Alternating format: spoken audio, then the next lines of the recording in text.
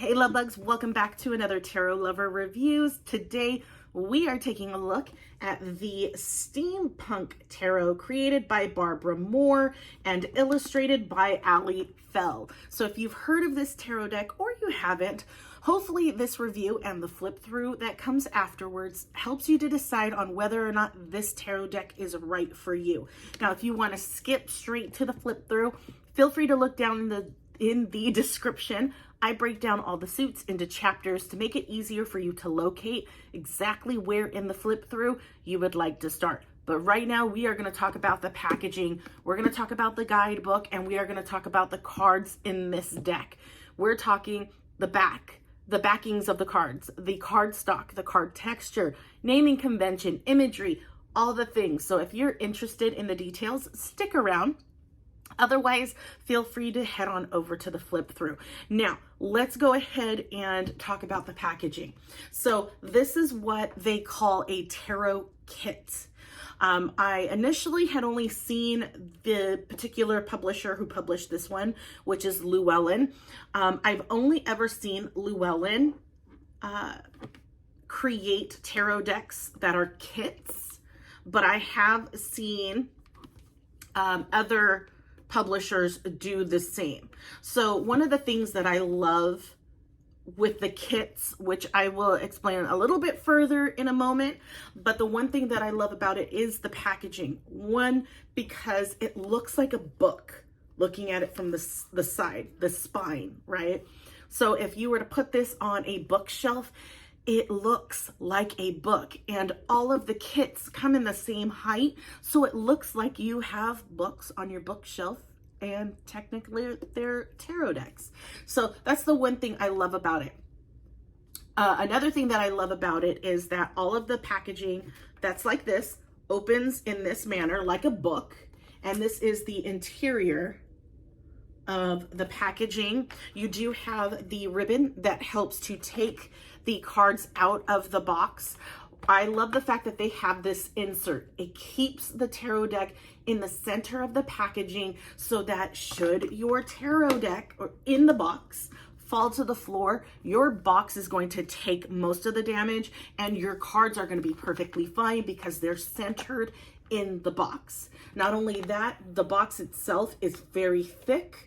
So you know, again, that the box is going to take the most of the damage should it fall to the floor and not your tarot deck. So that is another thing that I love about this. Okay, so now that we've kind of talked about that, let's talk about the guidebook and the main reason this is called a kit. So with kits, the reason why they're kits is because of the guidebook. And that's because it is a book. Okay, this is your guidebook. They're also known as companion books, but yeah, this is your guidebook to the tarot deck. And the fact that it's Barbara Moore, she is fantastic at writing down and explaining each of the cards in the tarot. She has multiple books out there, multiple tarot decks out there that are fantastic. So I already knew going in the guidebook was going to be great and easy to read and super relatable. So that's one thing. Let me show you the back there. Okay. Another thing that I want to show you that is fantastic when it comes to these particular guidebooks is that you do get a full view of the card. Now, some kits will have the cards in full color. This one has it in black and white, which is still totally fine. The fact that you have a picture of the card next to the description makes it so much easier to be able to relate and read, kind of like read the information, then look at the card at the same time instead of you having to grab the card, putting it next to the description. So it's preference, right? So that's one thing with these particular guidebooks from the kits is that you are going to have a large view of each of the cards, whereas some guidebooks out there don't have a picture of the card at all, or it's a smaller version of the card. Either way, it's the fact that it's so much easier to see in these books, and hence why it's such a big book, because the cards are taking up a full page of the section, and yeah, hence more pages. Now, another thing that I love about the guidebooks, and I'm trying to locate it. I totally did not have it ready, so I apologize. The other item that I love about these particular guidebooks with the kits is that they have tarot spreads, and they have more than one tarot spread. You get several tarot spreads within the guidebook. Majority of the time, they have theme specific tarot spreads to that particular tarot deck that you have. This one is pretty much the same. I mean, you have several different options here. You have a few pages worth and a sample reading to kind of give you an idea of how to be able to read these. I love that, especially if you are a new tarot reader. You want to be able to utilize a tarot spread, and it's just so much easier when it's in the guidebook. Of course, you can always go online and find a tarot spread that works for you, but when it's conveniently in the guidebook itself, it just makes things so much easier. So that is the guidebook. Let's talk about the cards. So this is what the backs of the cards look like. Okay. Now, here's the first thing, and I mean, it does and doesn't make a difference. I need to start off by saying that, because not everyone reads that particular way. And what I mean by is the way the picture is. If the card was in reversed, you would know that it's in reversed, or a card is in reversed because it's different from the other cards when you have them facing down. So that's one thing. I like it when the backs of the cards, you can't tell. So when you have like a mirror image for, you know, both sides, it just makes it easier to not know. Because for me, I don't know about you guys, my brain automatically goes into, okay, that card is in reversed. I need to start, my brain just starts thinking already. So it's okay, and then it's not okay, especially if you don't necessarily read in reversals. You don't have to read in reversals, but some people like to, and I feel like that's a distraction. In a reading, when you put cards face down, it kind of tips you off ahead of time before you flip it over. So that's the first thing in regards to the backs of these cards. As you can see, they are a glossy finish, but it's not super, I mean, they're super glossy to where the cards slip around up against each other fairly easily, but it's not too ridiculous. And of course, there's fanning powder out there that you can purchase to get rid of the slipperiness from the cards, so that you can, for me, I don't like slippery cards. It's very hard to control. I know it comes with practice and everything, but me and glossy cards just don't work well together. But it's just kind of like, hey, if you like the tarot deck, you're going to have to deal with it and utilize it, because with the wear and tear, it will get rid of the slippery parts of the cards and just make it more manageable. Excuse me. So that is the backs of the cards. The cardstock is a standard size cardstock. Let me get my Rider-Waite Smith standard size tarot card for a comparison here. And I'm pretty sure, yeah, it's just a tad shorter than a standard tarot card, but the width is exactly the same. It's exactly the same. So width wise, you're not going to have a problem. Period. You're not going to have a problem with these cards, because I don't think you'll really notice that they're a little bit smaller than a standard tarot card size. So if anything, they'll fit a lot more comfortably in your hands, especially if you shuffle in what they call a riffle shuffle style, or a poker shuffle, or a bridge shuffle, where you kind of split the deck and you do this, and then you kind of do that bridge thing. You'll probably find that it's a lot easier to maneuver if you shuffle in that particular manner. I'm not saying you have to. I'm just saying that if that is something that you do, you may find it a lot easier with this particular tarot deck to do that. And that brings me to the card stock. So the card stock, I have noticed with all of Llewellyn's tarot decks, especially the ones that come in kits, their card stocks are exactly the same. So if you have any of the other tarot decks out there that are published by Llewellyn that are kits, you will know exactly what type of cardstock, what type of texture card you are getting with this tarot deck ahead of time before you even decide to purchase this deck. So it's great because, you know, you already know ahead of time, and it's not so great, especially if you don't necessarily like this particular type of cardstock or the texture. Either way, it's just good to know ahead of time, right? So the cardstock is very, very flexible. I don't prefer my cardstocks to be this flexible. I feel like it just causes the cards to warp a lot quicker. I don't know, that's just me. It may not be the case. It may just make it a lot easier for it to go back to the way that it is. But I mean, if you're flexing them like this so much, I mean, I understand with the wear and tear, it's going to warp the cards because you're utilizing them not too much, so much. But I don't know. I feel like the cards don't have enough structure, and that bothers me when it comes to the flexibility of these particular cards. But you know what? I'm kind of getting used to it. I'm kind of digging it.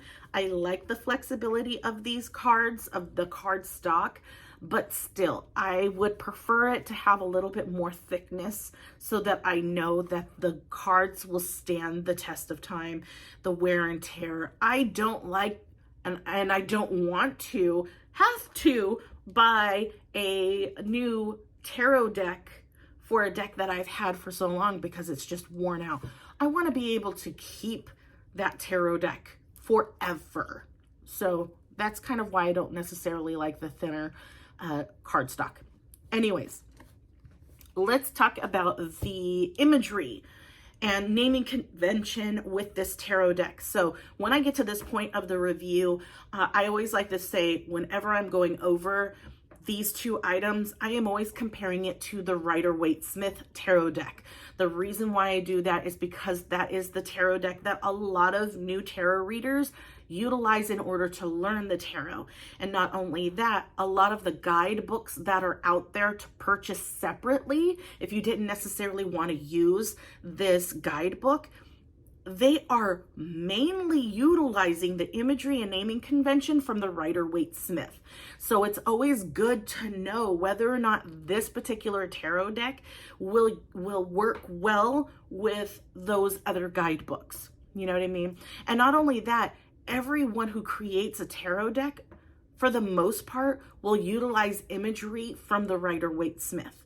So if you are a new tarot reader and you want to move away from the Rider-Waite-Smith because the imagery may just be too dated for you, you want something more modern, something that you can resonate with, it's easier to be able to do that and know what decks that you have available out there at your disposal that fits what you're looking for when I mention these things in my reviews. And that's kind of why I do these reviews in the first place, is because I want to make sure that you are aware of the options that you have so that you can choose the best tarot deck that works for you. So that's why I do what I'm doing. And why I enjoy doing it, because I love talking about tarot and the different options that are out there and the amazing artwork that is available. So yeah, let's talk about the naming convention first. So naming convention, comparing it to the Rider-Waite-Smith, is exactly the same. There is no differences. You still have all the major arcana, that's exactly the same. And the minor arcana are the same as well. So you do have Pentacles, Cups, Wands, and Swords for the suits. And the court cards are named exactly the same as well. So you have the King, Queen, the Knight and the Pages in this tarot deck. So there's no difference there, which is fantastic. Let's talk about the imagery. Now, with the imagery, you're going to kind of step away from the Rider-Waite-Smith imagery, but not too much. Obviously, you have to adjust a few things in order to make it specific to this certain theme to this tarot deck, but for the most part, they are pretty much exactly the same as the Rider-Waite-Smith imagery, with the exception that some images may be a little bit closer up, some may be farther out. The background's going to be different because of the era that this particular tarot deck is taking place, you know, that steampunk vibe. So you have the theme in there, but by looking at the card, you easily know what tarot card that is, because you can easily relate it to the Rider-Waite-Smith imagery. So I would definitely say that this tarot deck is beginner friendly. Anyone can utilize this tarot deck if you are just starting off. But of course, that's another thing that I want to talk about. If you resonate with the tarot deck that I'm reviewing, but I say that it's not beginner friendly, don't listen to me. If you resonate with the imagery and you love it, honey, get it. Get it. I did not start with a Rider-Waite-Smith tarot deck when I started my tarot journey. I started with something that was completely different, that kind of had the same idea as the Rider-Waite-Smith, but it was completely different. And I was still able to learn because I loved the imagery. I resonated with that imagery. So it made learning tarot 10 times more fun. So don't listen to me if I say it's not, you know, beginner friendly. If you love the imagery, honey, get it. Get it, because it will make you that much more interested and determined in learning tarot, because you love the cards that you're utilizing. You love the tools that you are utilizing. That's what makes things a little bit easier for you. So yeah, the one thing that I will say as a pain point when it comes to this tarot deck is the color scheme that was utilized. Now I understand, because it is, you know, that steampunk era, and it's going to be darker leather tones, copper, dark gold tones. I feel like they could have made things a little bit brighter. I feel like the tones used are way too dark, and it kind of muddies and takes away from the imagery because everything's so dark. But just to kind of give you an idea of what that looks like, there's that. I know in the camera it doesn't look too dark, but it's just the fact that it's darker tones. They're darker tones. I wish that there was more, I wish that the colors were brighter so that it made things pop. That's my only pain point. But I figured as much just looking at the packaging that the tones were going to be a little bit on the darker side, and that tends to cause the details to kind of disappear, or disappear in the background. Like the details just disappear because the tones are so dark. They blend in with each other, and you don't notice the things that I feel like you should notice, or that spirit wants you to be able to see. You may not necessarily see right away. You know, your eyes might be taken to a different section, a lighter section, a light source or what have you. But yeah, that's technically the only pain point that I have with this tarot deck when it comes to the imagery. So yeah, I hope this video has helped you in some way. If it has, leave a like and check out my channel. See if there are any other tarot decks that you might be interested in watching the review on. If you don't see a particular tarot deck that you're interested in, leave a comment. Let me know what that tarot deck is. I may have it and I just haven't done a review on it just yet, because I still have a lot to go through. Or if I don't have it, you've just given me a reason to go check it out and see if it's something that I want to purchase, because I don't necessarily just want to purchase every single tarot deck that you guys mention because I want to be able to utilize these tarot decks. I don't want them to collect dust. I want to utilize them. So if I feel gravitated to them as well, I will definitely pick it up and do a review on that for you. But yeah, otherwise, without further ado, here is the flip through. Enjoy, and I'll talk to you guys later. Bye.